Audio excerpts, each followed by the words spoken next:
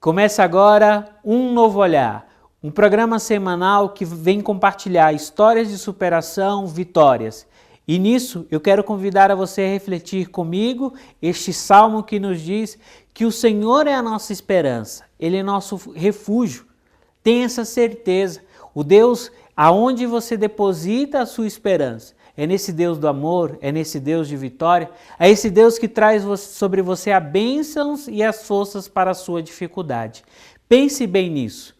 Com toda essa certeza do Cristo que vem nos fortalecer, eu quero convidar a você a preparar o seu copo d'água, deixar próximo à TV, próximo ao monitor do seu computador, que no finalzinho estaremos juntos abençoando, pedindo que Deus derrame sobre você e sua família as bênçãos do céu. Agora, eu convido a você a acompanhar junto comigo a entrevista do pastor Paulo. Pastor Paulo, seja bem-vindo. Que Deus te abençoe, obrigado por aceitar o meu convite. É uma honra tê-lo aqui para compartilhar um pouquinho da sua história. Para mim que é uma honra, é uma vaidade boa estar aqui com o Dom Belucci para estar aqui compartilhando tudo aquilo que é experiência boa, tem que ser compartilhada. Obrigado. Fala um pouquinho sobre a sua origem, família, de onde você é. Então, eu sou de São Paulo mesmo, nasci no Hospital 9 de Julho. Sou bem paulistano mesmo. Sou o penúltimo irmão de uma família de 7 irmãos. E assim, tive uma vida tranquila. Uma infância de família pobre, mas tranquila. Eu nunca passei fome. E tinha desejos, né? Vontades, mas assim, uma família bem ajustada. Nesse sentido, nunca tive problemas na infância, problemas maiores, só de maldade, malcriação. Entendi. E estudo, educação, como foi também a parte familiar, o que eles te passaram? Então, o meu pai e minha mãe era empregada doméstica na minha infância.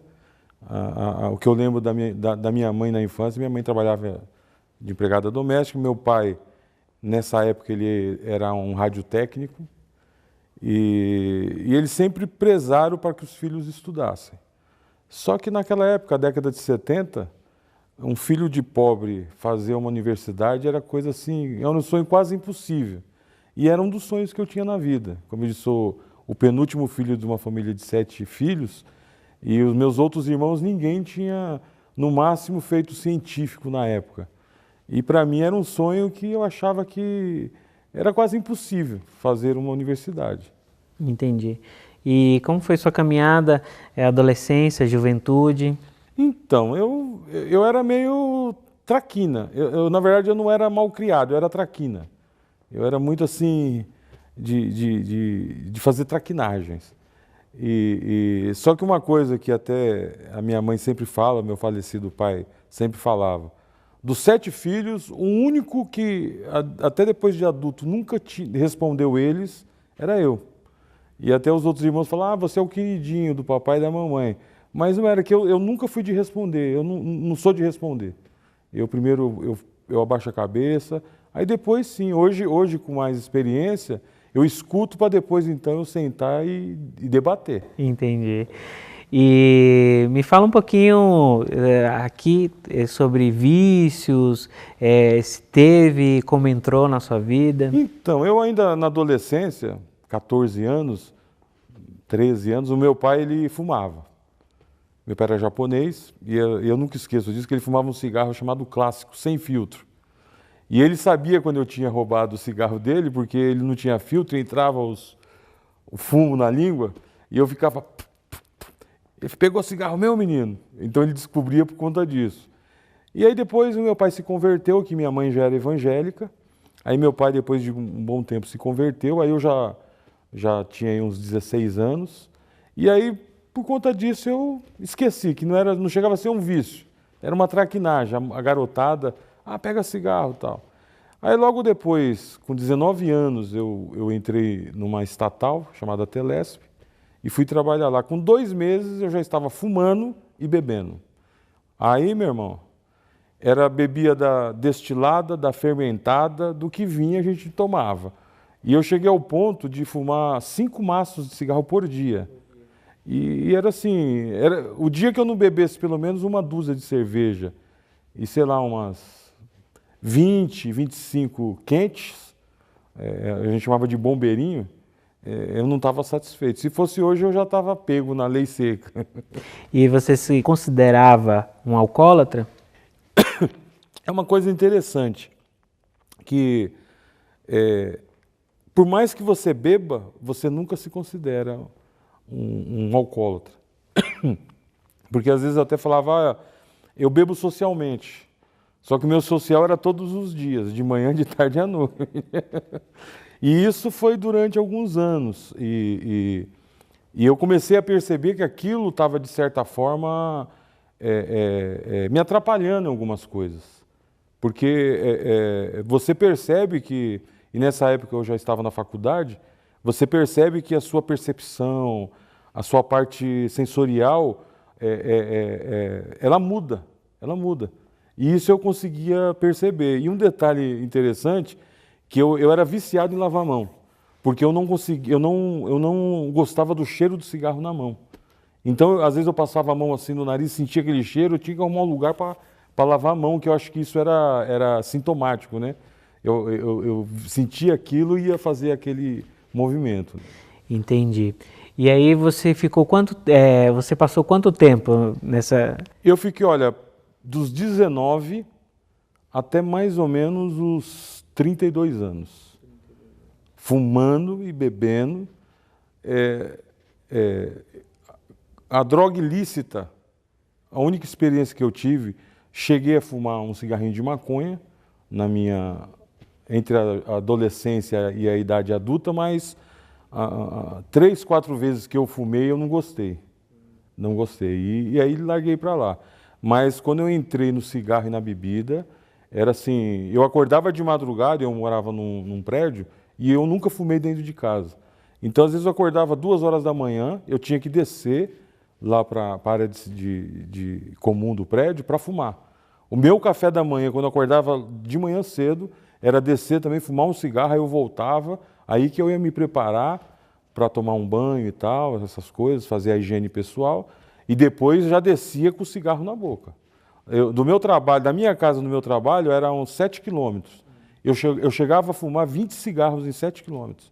Eu acendia um cigarro na bituca do outro. Entendi. E isso chegou a prejudicar a sua família de algum jeito? É assim, o cigarro nem tanto, porque eu não fumava dentro de casa. Mas assim, você acaba deixando de fazer algumas coisas com a família por conta do que? Da bebida. Porque você começa a beber, você não percebe até que ponto ela vai te carregar. E geralmente quando eu chegava em casa eu já estava de fogo, como diz o dito popular, e chegava em casa e aí eu apagava. Entendi, entendi. Pastor Paulo, nós vamos ter que dar uma pequena pausa para um pequeno intervalo e voltamos já.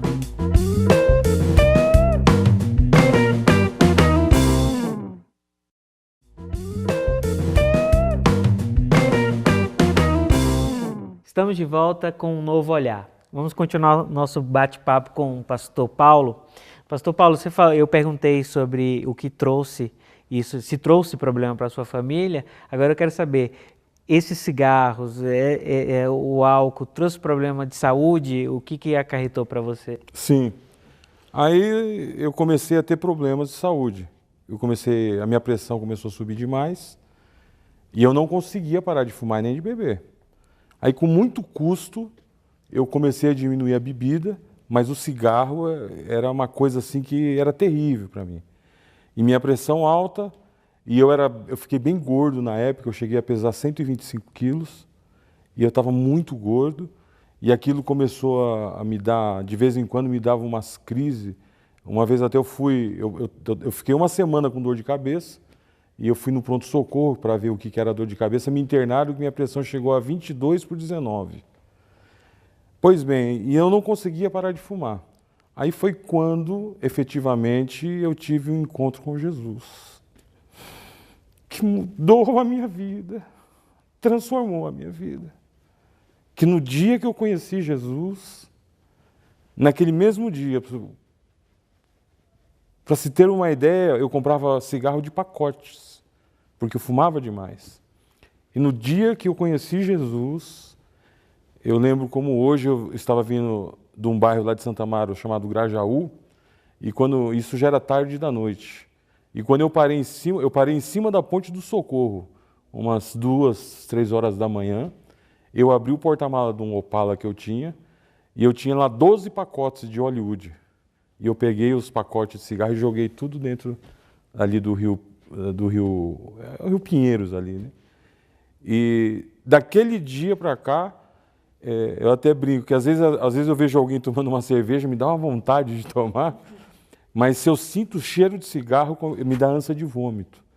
Então eu tenho certeza que Jesus transformou não só a minha vida, mas o meu espírito foi renovado, a minha alma foi renovada, porque às vezes eu mesmo fico pensando, gente, como é que uma pessoa que fumava tanto, que eu não conseguia parar de fumar, tudo que o Dom imaginar de simpatias, de coisas que as pessoas me ensinavam para parar de fumar, fui no médico várias vezes, porque o cardiologista falava, se você não parar de fumar, você vai morrer, e tal. E eu falo, Deus foi muito bom comigo. Eu sou filho de pastor, né? E eu digo que Deus me deu 2 oportunidades na vida. A primeira, porque eu nasci numa casa evangélica, mas não queria saber. E a segunda é que eu mesmo pude buscar, e eu posso dizer que Jesus transforma a vida do ser humano. E essa transformação até hoje já tem quanto tempo? Então, isso eu estou com 50, eu tinha 32, sou ruim de conta, Dom. Olha, faz 18 anos. Isso, 18 anos. E por conta disso, eu fui me especializar em algumas coisas e acabei... eu vou entrar nesse assunto sobre o seu estudo e tudo mais, que eu acho muito interessante seu currículo.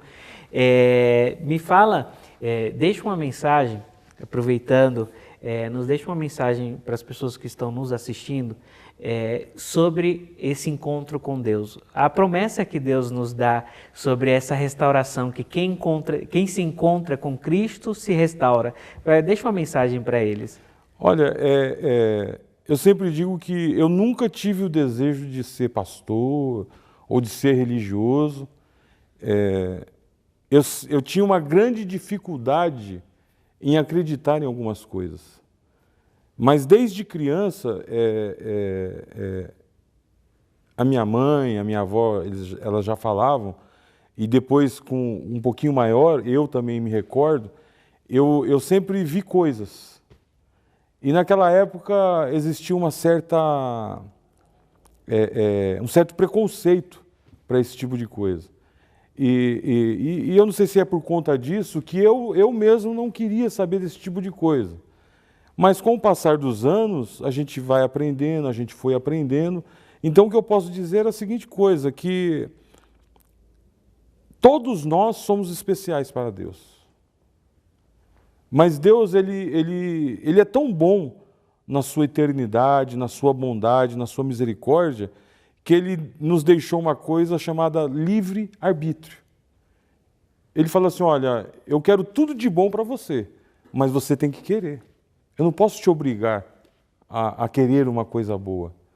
E muita gente não quer a coisa boa.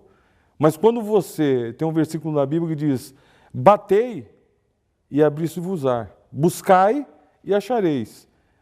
Quando eu leio esse versículo, eu lembro da minha história. Porque a hora que eu precisei, eu bati.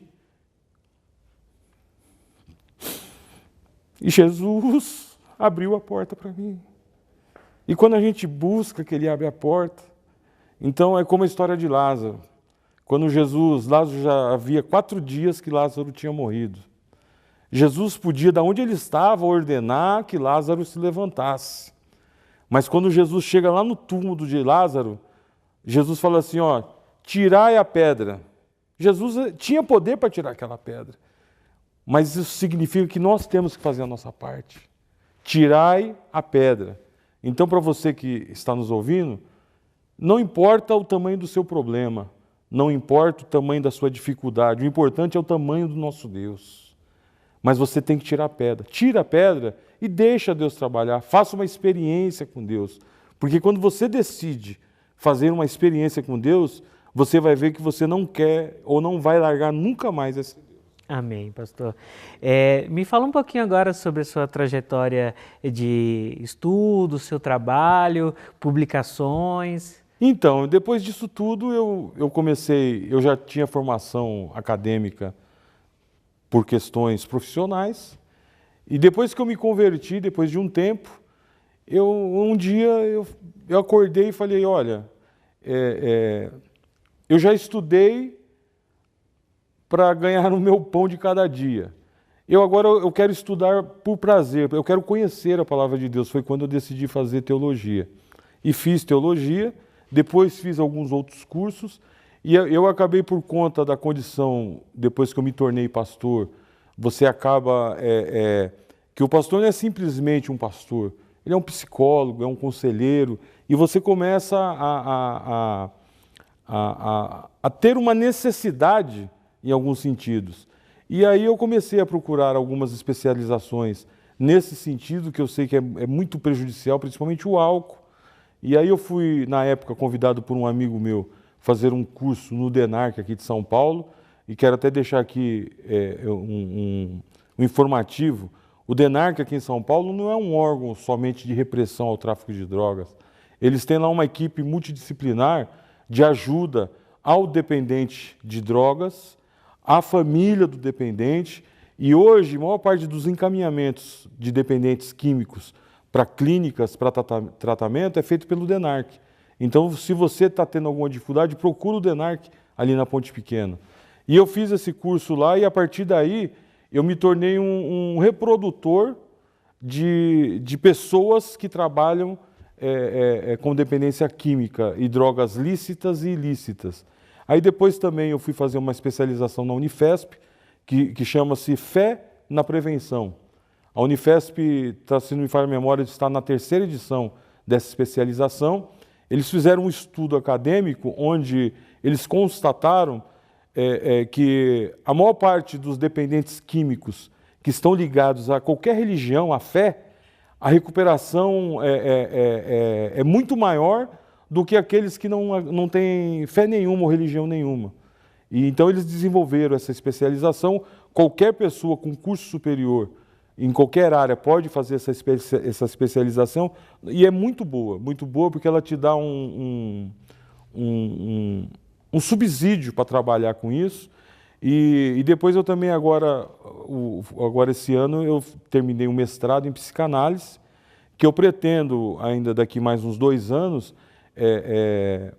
fazer um trabalho mais efetivo nessa área. Na verdade, eu estou me preparando academicamente, psicologicamente, teologicamente, para fazer um trabalho maior nesse sentido. Hoje, a maior parte do trabalho que eu faço são palestras em escolas, em empresas.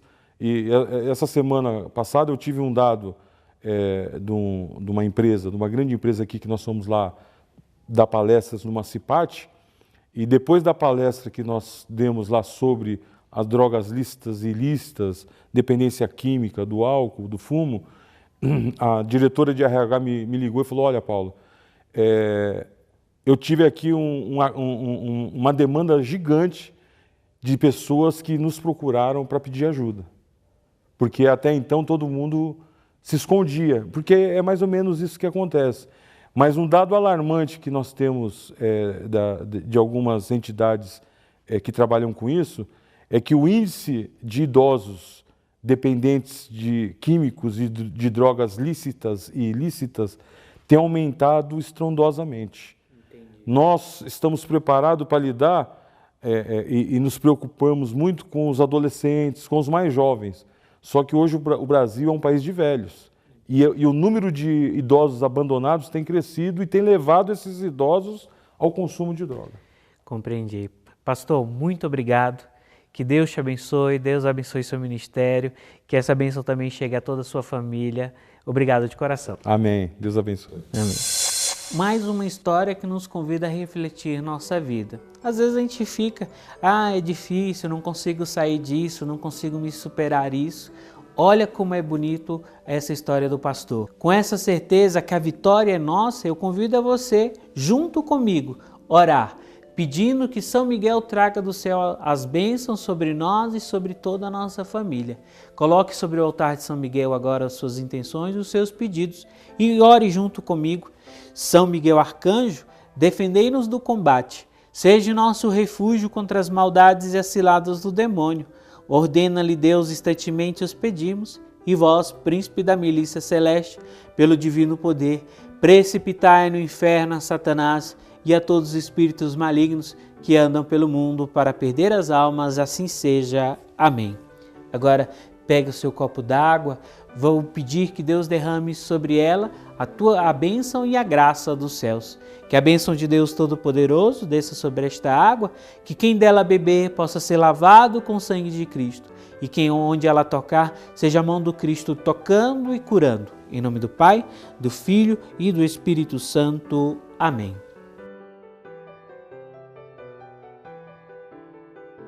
Obrigado por nos acompanhar. Que Deus derrame sobre você a bênção e a graça. Não esqueça de acompanhar os nossos vídeos em nosso canal. Compartilhe, divulgue. Que Deus te abençoe. Até a próxima.